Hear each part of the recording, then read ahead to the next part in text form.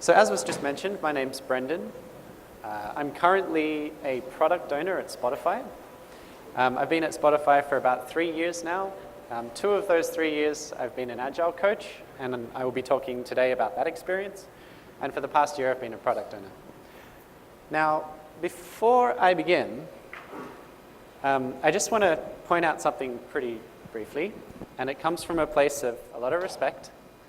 But does anyone see an issue with this picture? It doesn't have the name of the sponsor. Not quite. You are correct. Yes, unfortunately there's 10 men here and 1 woman, and I would love to see this change. And I really appreciate the conversations I've had today with the conference organizers in hearing that they really care about this too. And the reason I care about this is because I believe that diversity, with diverse teams, you build better products. So if this is something you care about as well, I would thoroughly encourage you in the next conference you go to give that feedback to the conference organizers, either before or after the conference. Thank you. Oh yeah.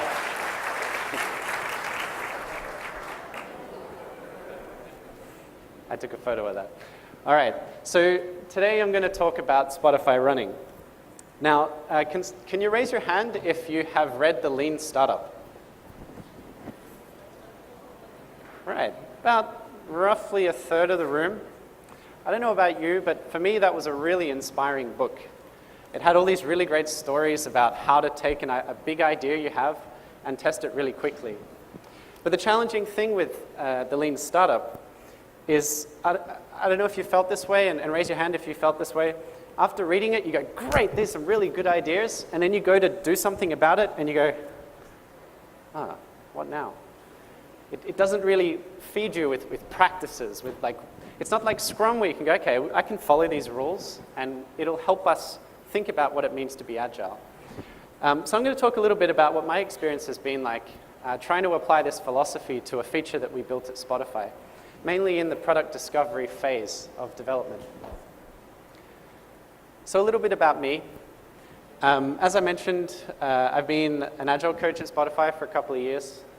I've been a product owner working on our desktop client. And I'm also very passionate about innovation.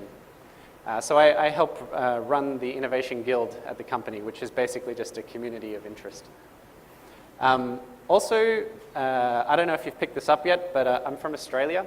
So that's me in the green shorts, living the brand on the beach in Australia when I go back home to visit family. And that's also me up in the top left. I'm a big Dota 2 fan. Has anyone played Dota 2 here? All right, 1 guy. Woo! That's me with S4, one of the players, and only 1 person knows about that, so that's fun. Yeah, so I'm a bit of a gamer as well, but I digress. So in about Q3, end of Q3 in 2014, we had a bit of a strategy shift in our company, and we identified that we want to move from a company that provides the world a catalog of music for them to do whatever they want with, to a company that creates moments around their day with music. And from that strategy, we identified an opportunity around running. So we wanted to differentiate ourselves in the eyes of our end users. And what does that mean? Well, at that point in time, we were finding that there were plenty of players in the market that had a music streaming service. And to be honest, they were more or less the same. There's not a huge difference between us and some of our competitors at the time. So music streaming was becoming commoditized. So we wanted to make sure that when someone is looking at Spotify or one of our competitors, that they go, oh, I'm definitely going for Spotify. So we dug into our data and we saw, what are people actually doing with the music that we're providing them? And we saw that people were creating playlists around things that they're doing in their day. So for example, people were creating workout playlists. People were creating all sorts of ones, some I won't mention. And people were creating playlists around running. And we saw this as a huge opportunity for us. And we looked at the market And we identified that there's about roughly 30 million people in the US that running is a big part of their day-to-day regime. So we put all of this together and we said, maybe there's a really great opportunity here, but we weren't sure. But what we were sure was, if there was an opportunity, this could be really cool. So we had a belief. And we also have the technology. So if this works, hopefully it will. This is a little video from one of our hack weeks. Oh, Henrik in the office. Cool. See you in a bit. Bye.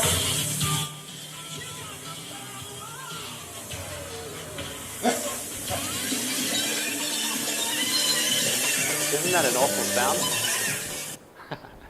Okay, so we saw that there was a lot of passion and enthusiasm for running and workout and tying that to music in the company. So we came up with a hypothesis. We believe that a unique running experience will result in an increase of registrations. So in other words, we can go after people that run that don't have Spotify.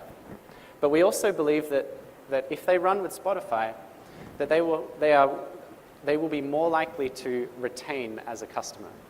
So if running is a big part of your life and we create an experience around running that is truly awesome, you're going to stay a customer with us because you're not going to get this experience anywhere else. And we also had a hypothesis that in the eyes of users, particularly in the eyes of runners, why would they choose anyone else when there's a product that really speaks to them? So this was our hypothesis. And of course, you can explain anything with a 4x4 grid these days. And so we saw, basically, there's runners and non-runners. I'm actually a non-runner. And there's people that are Spotify customers and people that are not Spotify customers. So we saw the people that are runners and not Spotify customers as our primary target audience. But once they become Spotify customers, we also believe that we can retain them better. So this was kind of our core business hypothesis that we were working with. So what did we do? We put a team together. We called ourselves Prefontaine, named after the famous runner. And touching on diversity, we were truly diverse in terms of skill set, at least. So we had one of each of these particular competencies in our team, and no more than one. So if you've ever worked with a team that's only engineers, and you ask them to come up with ideas for the product, have you noticed that that's slightly different if you've got a team of designers, and you ask them to come up with an idea for a product? So what we did is we put together a team with one goal. What should Spotify build around the running use case? If anything. And this is an important point, if anything, because we might find that it's a dead duck. We go into this and find out, you know what, maybe we shouldn't have built anything about running in the first place, and that was a huge waste of time. So this was truly like a lean startup question. Should we do anything at all? And for us, this is actually kind of venturing into unknown waters. Because at Spotify, we've done a really good job of building teams that have autonomy and they have focus on part of the product that we've already built. So we're really good at building scalable software with good technical practices and good practices in how our teams work together for a mature product. What we've not really been so good at is this part of our life cycle of a new feature, is what we call think it. So we have this concept of think it, build it, ship it, tweak it. And the think it part traditionally is someone in product coming up with basically some degree of high-level spec for a feature and going, all right, let's build this, find out if it works. And then we go and build it for real, and then we A/B test it, and then we find out, which takes a really long time. But because we were venturing into something that we know a lot about, music, and something we know nothing about, running, we recognized that we need kind of a different approach to this. We need to tackle this problem a little differently to how we usually do it. And product discovery is kind of a fuzzy thing in the world of Agile. Is anyone familiar with Henrik nearby? He wrote this, he posted this to Facebook, and he wrote, "This is Scrum in a nutshell. So here are the things that you all probably recognize. You know, you have a backlog and a sprint backlog and planning and daily scrum and da-da-da-da-da, and a scrum master and a product owner. But this is kind of curious up here. You have an idea, and then you have a cloud of something. What does that mean? And what I really liked is the conversation that occurred here, which was blah, blah, blah, blah, blah. What I see now is the cloud between idea and the product backlog. And this is sometimes not the magic, but the problem happens. So in the world of Scrum and in Agile, there's really no set defined way of figuring out what you should build. So this was our challenge, was to make sense of this little cloud here. And to me, this was exciting because I love uncertainty.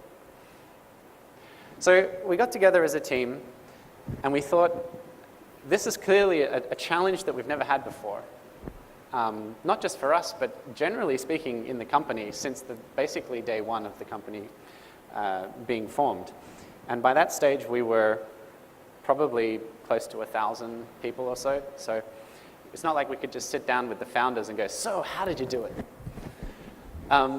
So we talked about a bunch of things, and we didn't make these necessarily explicit, but this is sort of my interpretation of what our conversations were in the very beginning. We talked about how our primary, so if you look at the Agile Manifesto, it talks about working software being the primary measurement of progress.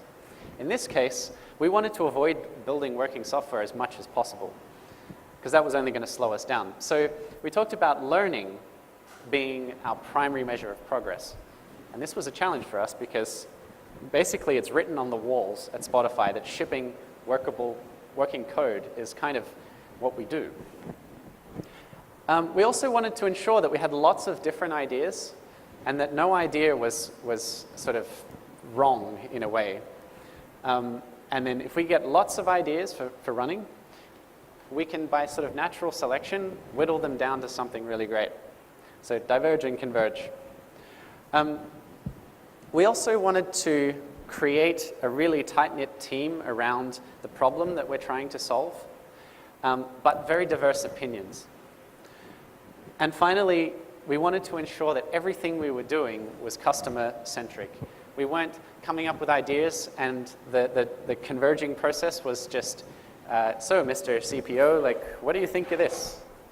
So that was kind of our thought process in the very beginning. So what I'm going to do is I'll tell you a little bit about how we worked and then what we learned from how we worked. So how do we work? Well, the first thing I did is I took these ideas that we talked about and then read a bunch of books, or some of them I'd read already, and took a bunch of different practices and tried to think about what was going to work for us and what we wanted to achieve. And the fun part about this is no one way of doing things was really going to be the silver bullet. Sometimes for a feature team, if you introduce Scrum, you have a pretty good chance that things are going to be better than perhaps they were before. Here, it was very difficult. We had to really weigh up the pros and cons of how we were going to work. So the first thing we did. First thing is the first thing that I usually do with any team that I'm working with, and that's to build shared understanding in the team. So usually we take, say, like a day off-site, and we get together as a team and we talk about what it is that we're actually here to do. So I like to think about three main things here. One is getting to know each other, what makes us tick, how do we want to work. If I've got my headphones on, maybe I don't want to be disturbed. What is it about us as people that will make us work well together? And also back to some of the earlier topics that were mentioned, an exercise like this called, that's the Journey Lines exercise if you were watching Mati's presentation. That's a really great exercise in really showing vulnerability and building trust amongst each other. We also talked about what is kind of in scope and not in scope of what we're trying to build. So for example, should such a feature that we build dive really deep into tracking the progress of your run, for example, like Runkeeper and some of those apps do. And so we sort of drew some lines of scope and out of scope in terms of how far into the running niche we want to dive into. And also talking about why was this important to the company. And finally, we talked about process. So how do we actually want to work? And not just what process are we going to use, but also what do we expect from each other? What do our roles even mean to each other? How do we want to work as a team? What do we value when working together? So that was the first step. Then we dived a little deeper into how we thought this particular feature was going to impact our business. And this is the business model canvas, I think it's called. And we did this exercise, and the fun thing about this is you'll get to a point where you have a whole bunch of question marks, and it can feel like a frustrating exercise, and you don't know the answers to everything, and that's kind of the point. So when we did this, our first hurdle was on customer segments. We thought, well, are we going after, when we're going to be conducting user interviews, for example, are we going to be talking to people that are Spotify customers, or are we going to be talking to people that aren't Spotify customers? What is the actual segmentation of users that we believe have the biggest chance of success here? And we were completely in disagreement about this. And we wouldn't have even known if we hadn't have done this exercise. And this is something that didn't really stick around for too long. I can say that the exercise itself over a longer period of time was probably a bit of a failure. But what it did help us do is align us on what we were trying to achieve, and that's the important thing. Because in this process of innovation and ideation, you're going so fast that you don't have time to look at documentation. You need to almost be sort of connected by symbiosis or something. We then came up with some hypotheses. So we came up with some personas around the kind of runners that we believed we were going to have an impact on. We identified sort of 3 types of runners.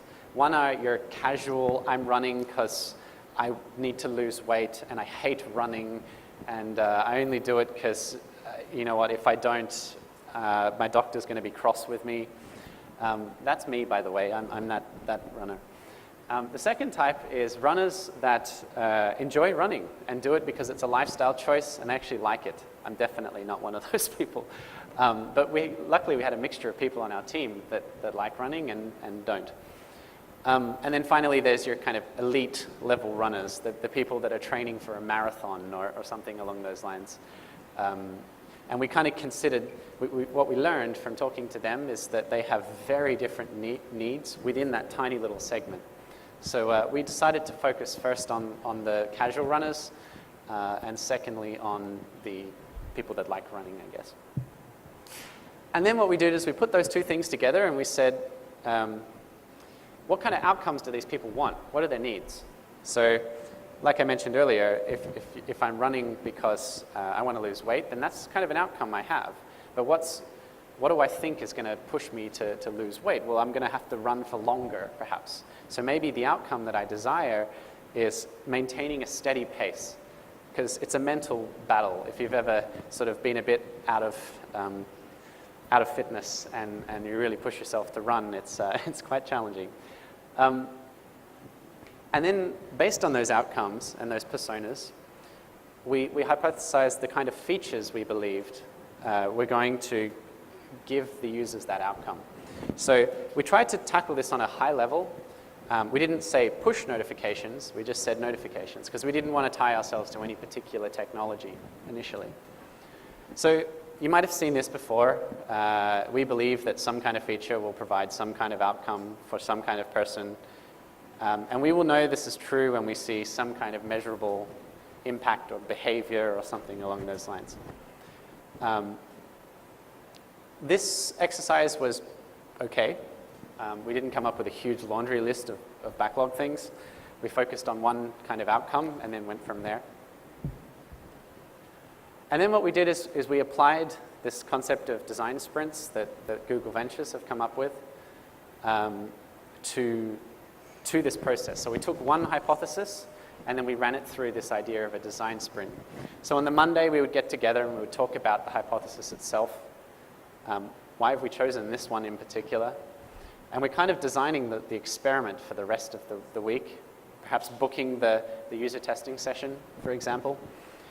We would all go away in solo and come up with ideas, and then we'd bring them back to the team and then vote on them. This was very much a subjective, opinion-based process. But the idea was, let's get an idea that we all want to test, because testing ideas is the main thing we're here to do. So yeah, we decided, and then we would flesh out a prototype, and then we would build a prototype. And in terms of building, we're talking keynote slides in a web mock-up that you can just load from your mobile phone. So very sort of non-functioning, very conceptual ideas that we could put in front of real users. And so we did that roughly 4-5 times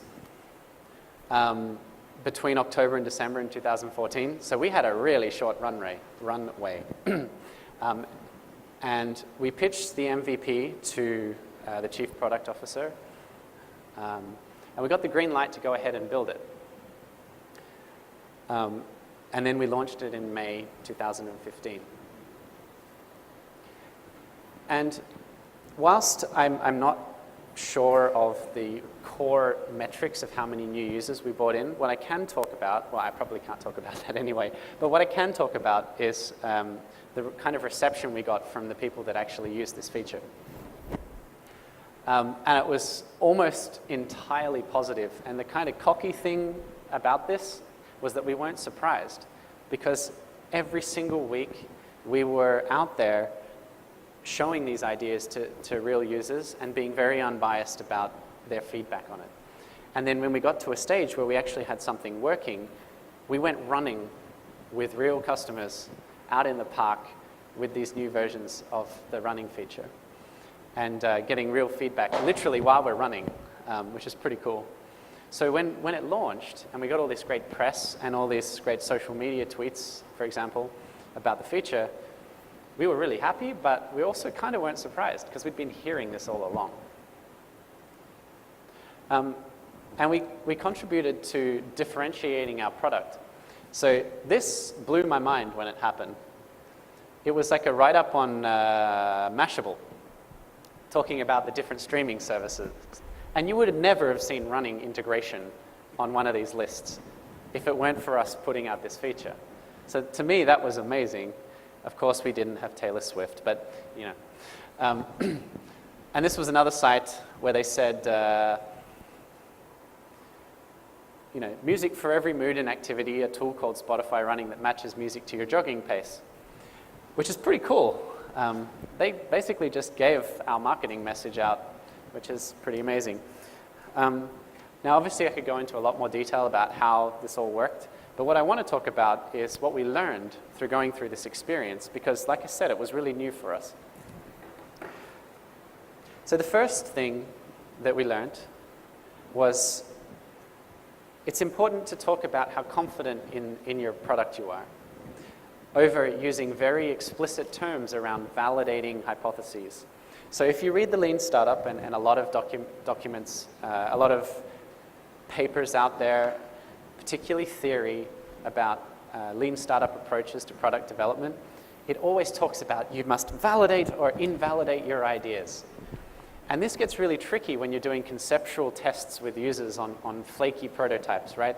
You can't really validate or invalidate the feedback that they're giving you. All you can do is talk about how confident are we that this is something that we could ship. So the more we tried to follow some of these very metric-driven approaches to Lean Startup thinking, the harder it got and the more kind of caught up in the process we felt. So we decided, like, let's not get so hung up on the metrics. Let's just talk about what's the response we're getting from the end users and how confident are we that if we release this thing, it's going to have a good impact on our metrics. So this was a huge learning for me. And I like to sum it up in product discovery as a weird balance of science and subjectivity. The other thing we learned, particularly being new to this way of working, which is basically trying to avoid building working software. Again, we're talking about paper prototypes. We're talking about talking to real people out on the street, stopping them while they're walking down the street. And this is really difficult, and it's something that we'd never done before. So what was our goal for our first sprint? It was basically to get to the end of it without strangling each other. And I want to emphasize that failing fast was not just about failing with the ideas we had, it was about failing with how we work together as well. Because we're choosing a whole new way of working.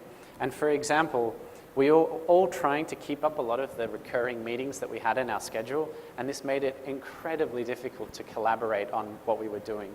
This requires so much of your time and energy and passion that trying to keep up your other job, so to speak, makes it almost impossible. So I would set your bar for your first, if you had to do something like a design sprint, set your bar really low. Like, let's just get through this. Let's try this out. Worst case scenario, it's a huge disaster, and we learn something from it. Something else that was challenging for us as well was stakeholder management. We would have meetings with our chief product officer, and we would show him, we would talk about progress towards learning what we should build. And his instinctual behavior is to want to see something that works, because that's what he's used to seeing for the past 8 years or so. Every time he sits down with a team, they're showing him something that works. So now you're coming to him and you're saying, so here's what we learned. He's like, yeah, okay, but show me something I can play with, kind of thing. So this was something that I think we could have done a whole lot better, and to me was kind of a failure on some of our behalves, including myself. So this was a big learning for me. I think we could have been better at expressing really how this is going to play out. And it's worth touching on bias as well and acknowledging the kind of environment that you're in. So something that I feel like we learnt very late in the game is that it's practically written on the walls around us that shipping working software is what we usually focus on. So that biases us. So I think if you were to go into this, I think you should talk about what is your usual status quo? How do you usually work in your day-to-day, and how is this going to be different? And how might that impact how you think about how you're going to go into this?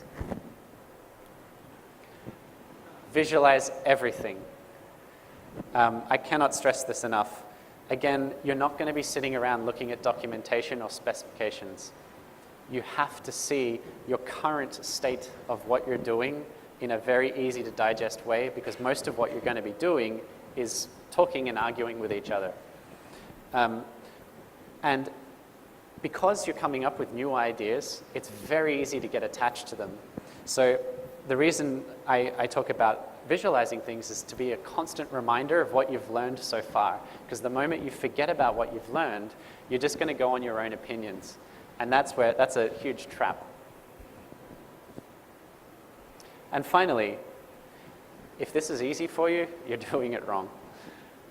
It's hard. And I made the joke about strangling each other, but really, it's frustrating. You're going to disagree a lot. You're going to get caught up in the process itself. There is no one way of doing this. There's no Scrum for product discovery. So really, go in with the mindset that this is going to be hard. Software development, as hard as it is, I think this is a lot harder, actually. Particularly when you take teams that usually do software development. I have a video of what this actually, what the marketing thing was for it, but how are we going for time, by the way? Still, okay. Do you want to see it, what it turned out? Actually, has anyone used it? 1, 2, 3, 4, okay. It's not too bad. The problem I have is good luck trying to find it right now. It's kind of buried within the application. So if anyone is wondering, you go to Browse, and then there's a running bit in Browse. But yeah, this is what we ended up with.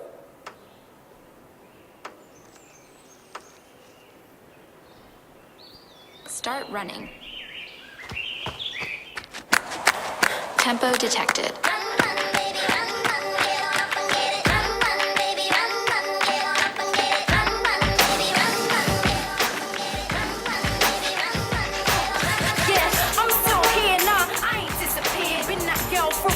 Nah, I ain't disappeared, you know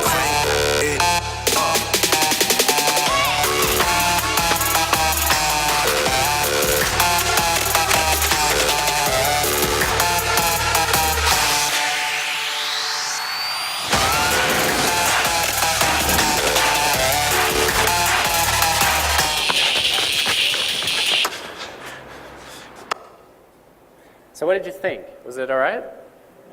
You know what made this really cool? Was the marketing manager responsible for this feature was with us in the trenches coming up with ideas for this feature from day one. And she was out there running with the customers that were trying out our prototypes. So what this meant is when it came to coming up with this, it was super easy because she'd been hearing the customers talk about this feature all along. It became super clear. And therefore the marketing message became quite powerful because really the customers are the ones giving the marketing message. So I can't emphasize enough how important cross-collaboration is within a team that's trying to do this. It's simple to think that, oh yeah, it would just be some engineers and a designer, maybe a product person. But it's important to think about other factors as well, like marketing. And really, that's my talk. So yeah.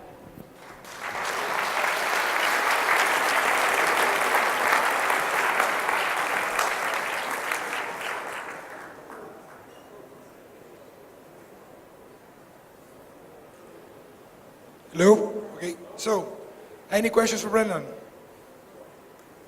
No? Anyone's gonna run for Brendan? Wanna run for Brendan? Just one question. It seemed easy for you to start that feature team to actually prove and innovate. Is it actually hard to convince the bosses? How does it work? Is it actually hard to convince your bosses to actually be allowed to do such experiments? How long does it take to convince them? The leadership? Yeah. I think we had a lot of influence from our head of design in this case. Our head of product really wanted to build a running feature, and he had a lot of very strong opinions and ideas for what it should be. And I think in seeing that, our head of design said, I want some people on this project that are going to push us to really take an unbiased approach to this and really figure out what the right thing to build is, because this is an area that we haven't explored before.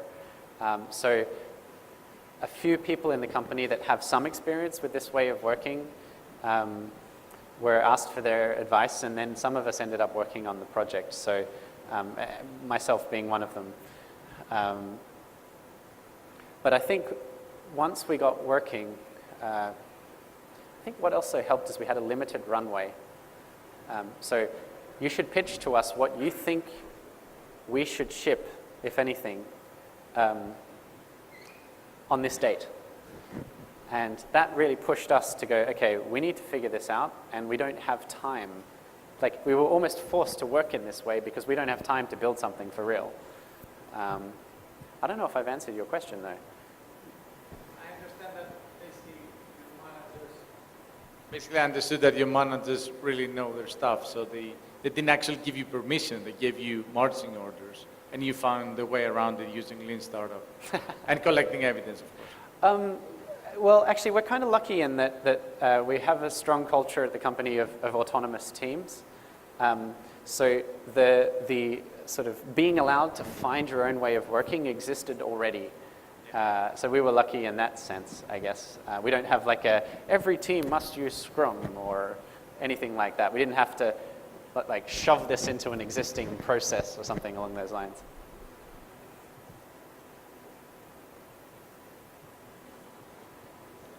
I think you mentioned that the team members had to keep up with the recurring meetings or something like that. Sorry. You mentioned in the presentation that the team members initially had to keep up with the recurring meetings and other assignments.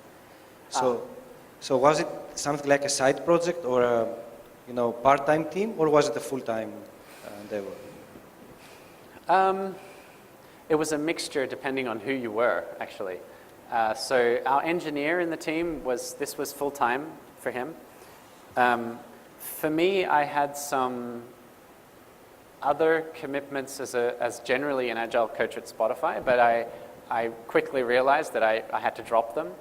Our designer was also a design lead, so he had people reporting to him that he still had to have one-on-ones with, and I think he had less time because he was still the lead for the growth part of the company, which this had very little to do with.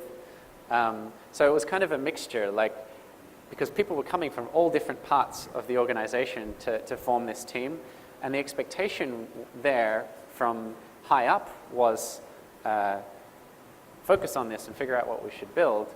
But I think probably somewhere down the line that might have been lost in translation a little bit for some people, and they still had other commitments. So for example, our marketing manager was working on a broader strategy that this was a part of as well.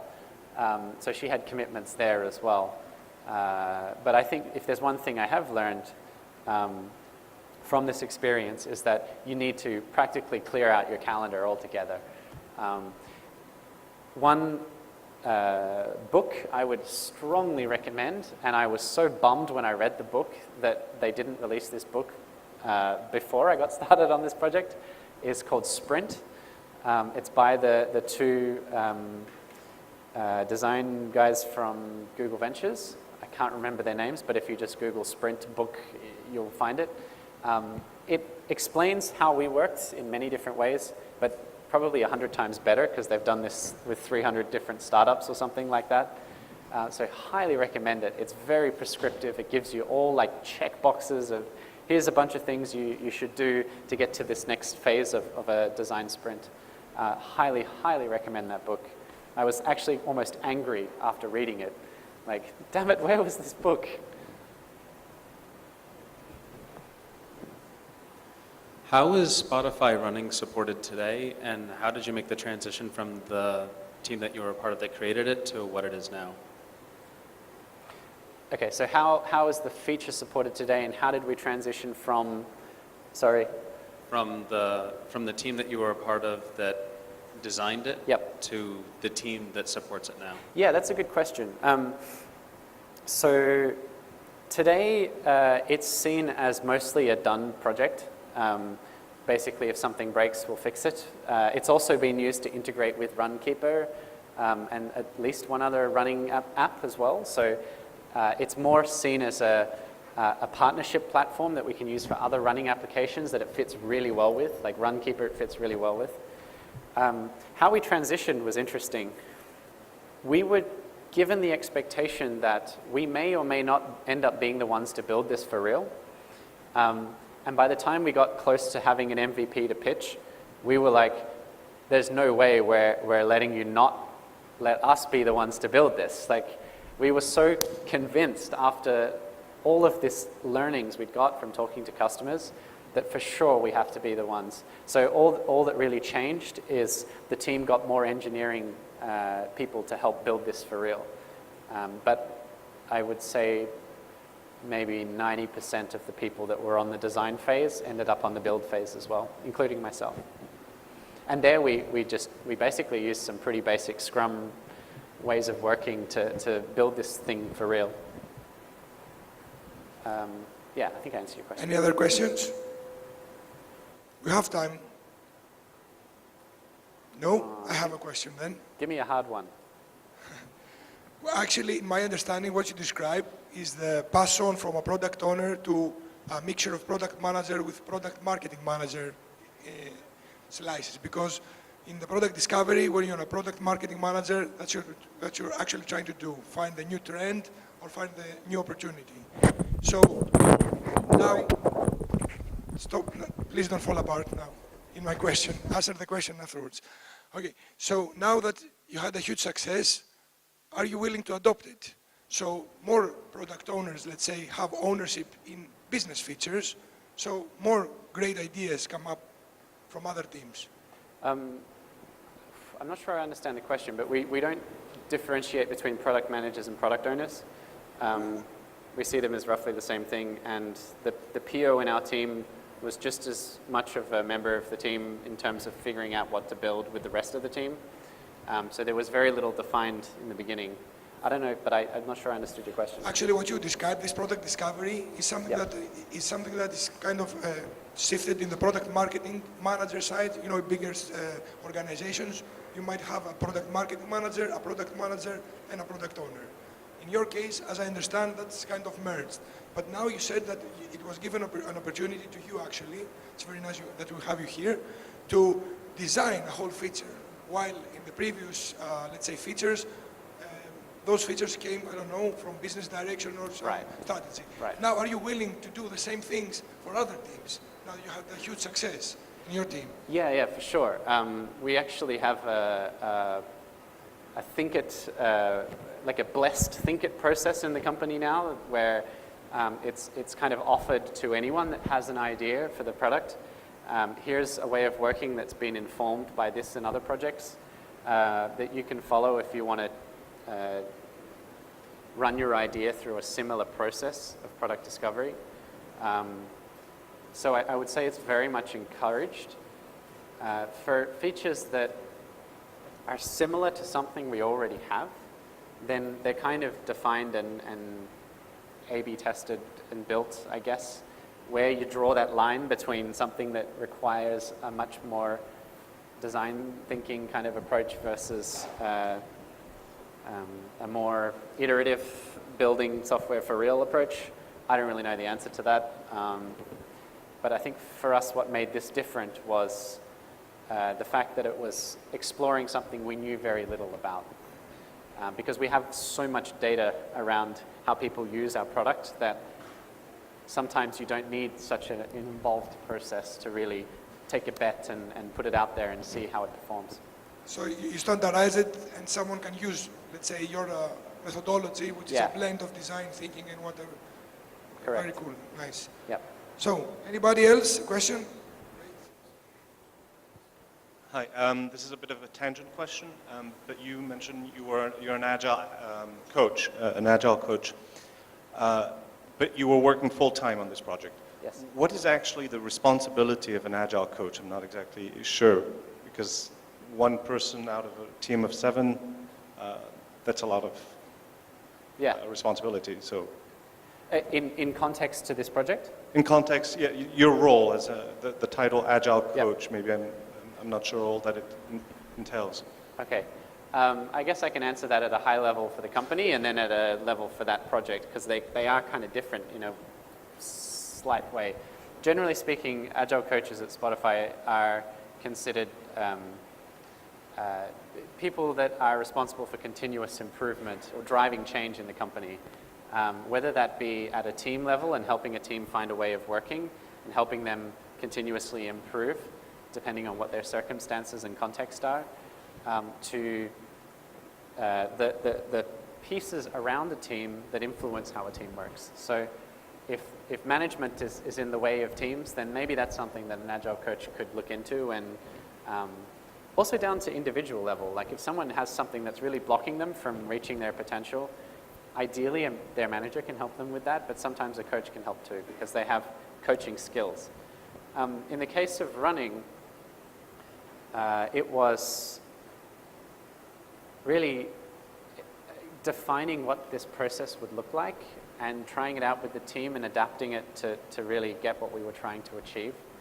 And at the same time also doing what we were doing. So every single member in the team was not only like the engineer was designing, the designer was designing, the agile coach was designing, the PO was designing. Everyone was coming up with ideas. Everyone was helping build prototypes. There was very little specialization in such a team. So the agile coach role in that context was mainly helping us find a way of working that we'd never done before.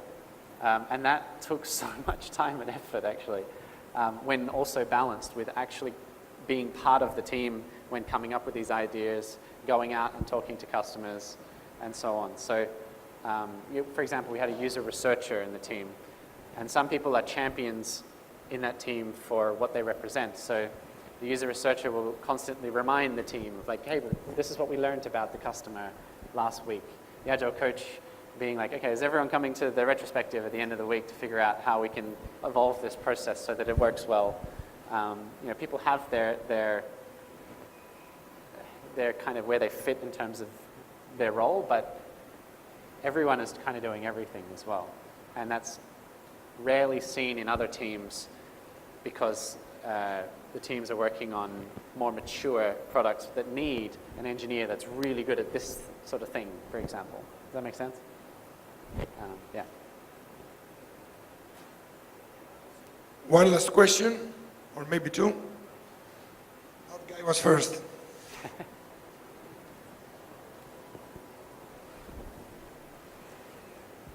Hi. Just wondering how important was the support of the Spotify mothership in this product discovery process? So if you were trying to build this kind of thing as a startup outside Spotify, do you think you would be equally successful in the product discovery part? How important was implementation what? too? Sorry? The support of the Spotify mother company, let's say. Because you said, you said this is, you were operating as a startup inside a large company that is Spotify, yes? So I'm just wondering how important was that for the product discovery itself? Good question. Pros and cons, I would say. Con being that there is an instinctual fear of leaking new features that we have to get over. We're not super comfortable with releasing lots of things to a small number of people and then killing it. It's not that we don't do that, it's just that we don't do it enough. So this was a concept of it was easy to be afraid that, people and the competitors are going to find out that we're building a running feature. But in reality, we have to remind ourselves, well, wait a second, we're exploring an idea. And our messaging to everyone should be, we're always exploring new ideas around all sorts of things. Why should this be any different? So actually having the big, massive brand makes things harder in a way. Also, you kind of want to try and hide the fact that you're Spotify when you're talking to people, because then suddenly the bias lights switch on. So that was challenging, I would say. What helped us a lot was nailing music personalization. So being able to take good running music and combine that with personalization of what music we know that you like. That we'd have infrastructure for that is freaking awesome. So that was a massive advantage and probably one of our biggest selling points as a company and as a product at the moment compared to our competitors, I would say, would be our music intelligence. Curation helped as well. So having a team of curators, we have people that create playlists. We had people manually going through music that meets a certain tempo criteria and removing the start and end parts of the songs, because if you imagine a transition from one song to another and you keep the first part of the song, which is basically silence, it's going to completely interrupt your flow. So having that almost sort of sheer resource behind you is really helpful too. But I would say it's definitely a mix.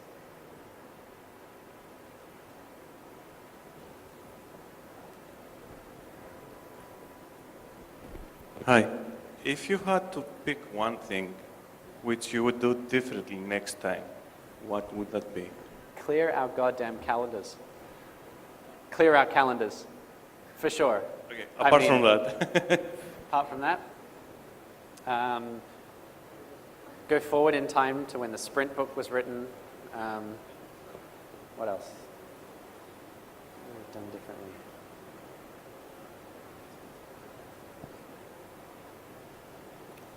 I'm not sure. What did you discover in the sprint book that's so important?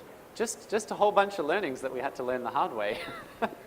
They've done, basically the guys that wrote the book have conducted something like 300, conducted sprints for over 300 different startups or companies, and that's super impressive. And there's so much learnings that they got that we either didn't even get or had to find out the hard way. And there's a bunch of things that we almost had to invent in order to find this good way of working that was going to help us find a good product. I think, as I mentioned before, I would have got a lot more buy-in from our chief product officer in terms of this is how we're working, and making sure that we're constantly reminding that our number one job right now is to figure out what to build, and we are actively avoiding building things right now, and make that like ridiculously explicit, because that caused quite a few challenges. You know, he had an idea in his head of what this would look like, and thank goodness, I think, that we had so much feedback from end users that became our, like, weapon is a bad metaphor, but that became our tool to say, like, no, but hold on, what you really care about is a great running experience, right? This is what the customers are saying to us. Yeah. Actually, another thing was we tried to combine a potential big partnership with a running company. I don't think I can really say who, but with the ideation of this feature, and that made things so messy. I would have completely separated the two and said, BD can handle figuring out what makes sense to us in a partnership, but we're going to silo ourselves off from that conversation because it made things really, really messy.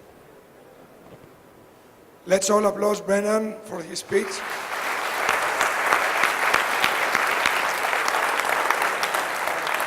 Thank you very much, Brendan.